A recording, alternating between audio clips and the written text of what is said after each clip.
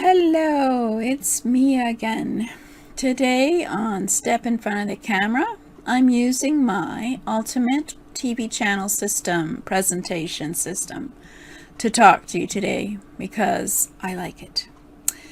And it's a nice blue. But let's get on with it. Okay, so I hope that you can hear me.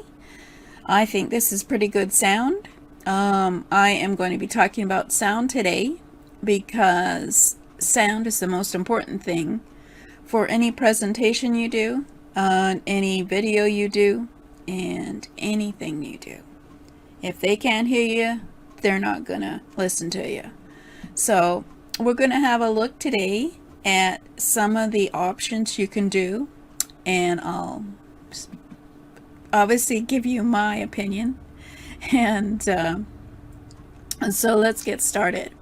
First off, I think a lot of people think that you can use your webcam sound, and you've been on broadcast where people are talking into their computer, looking into their webcam, and they think this sound is sufficient.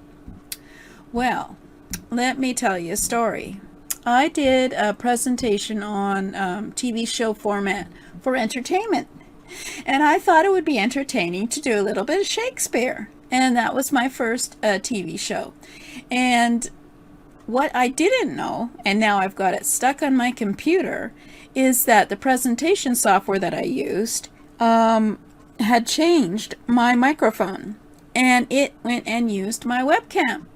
So let's go and have a little listen to what was going to be the volume of the sound on this presentation.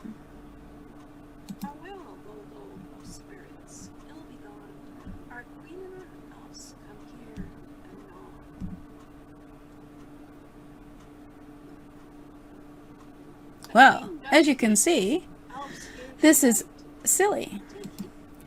What has happened was it was picking up, it's a good webcam, but it picked up the sound, and the sound was like half the volume as it should be.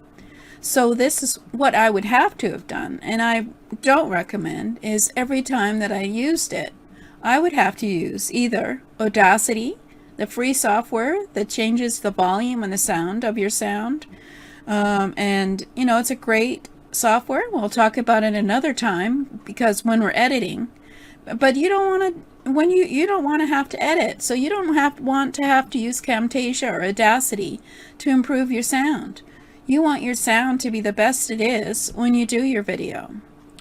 So that's my opinion anyway. And so let's have a look at some of the microphones that you can use, because we don't want to do the webcam. Sorry. Just turn that webcam sound off. You know how to do it.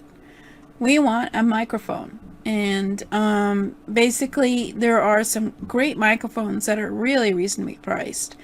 And if you're doing presentations where you're sitting, I'll give you 3 choices. And then if you want to be a person who's standing and doing activities and doing some teaching, and then I'll show you the other one that you could use. But I think that one, we'll talk about that one later. But anyway, so my secret weapon is, as we all know, if we're smart, is my Blue Yeti. And we'll talk about the Blue Yeti later as 2 tips on how to make the sound great. Sorry, I'm probably ruining the sound right now. So the Blue Yeti is just so reasonable and such good quality such good quality. It's professional sound, and all you have to do is plug it into your computer, and I love it. The other choice you can do, of course, is the Blue Snowball, which is also quite reasonably priced, and it's a USB mic, and you can use it for the PC and Mac, just like the Blue Yeti. And I'm sure it's just as good. But I'll tell you one thing. What I like about my Blue Yeti, which doesn't show on this Blue Yeti. Oh yeah, it does. It has a stand. Because I'll tell you my other choice which is professional quality and actually quite reasonably priced, is the Audio Technica, which does not have a stand. And I had Audio Technica to begin with, and it was great sound, but I kept dropping it onto the floor from the stand. And so now I have an old Audio Technica with a very loose little wire in the bottom of it. And so once the sound starts crackling and it's caused by the microphone, it's time to get a new microphone. So yeah, what I love about the Blue Yeti is it's got a nice solid stand that you can use. Now, of course, I also liked the Audio Technica because I had an overhead stand that I could put it in and move it around until I got the best sound. Whereas I'm fairly limited with my Blue Yeti as to where I can place it.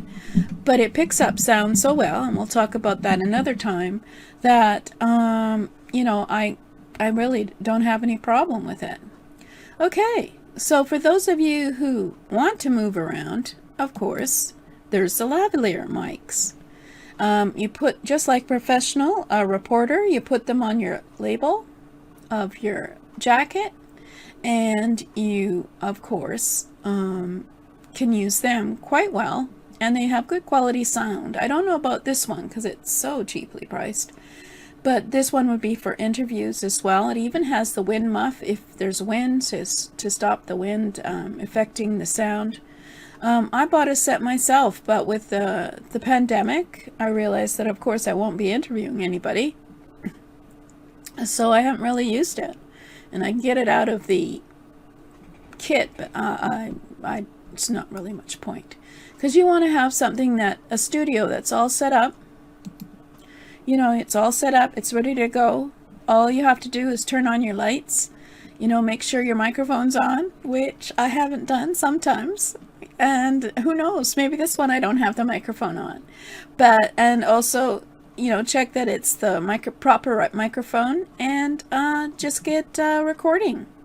So, you know, this is the important thing is sound. And we're going to be talking about the microphone in more detail next time.